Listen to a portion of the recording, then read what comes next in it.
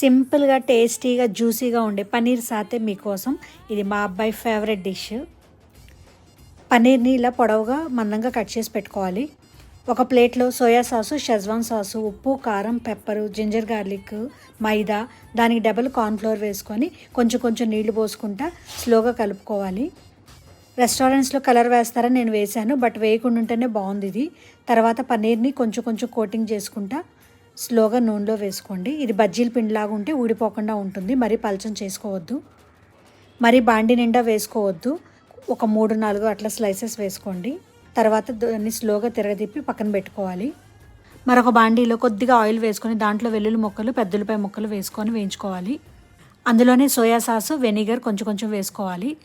ఒక 3 స్పూన్స్ కార్న్ఫ్లోర్ని వాటర్లో వేసుకొని దాన్ని ఈ బాండీలో కొమరించుకొని తర్వాత స్లోగా క్యూబ్స్ని జారవిడ్చాలి. మన టేస్టీ సాతే రెడీ.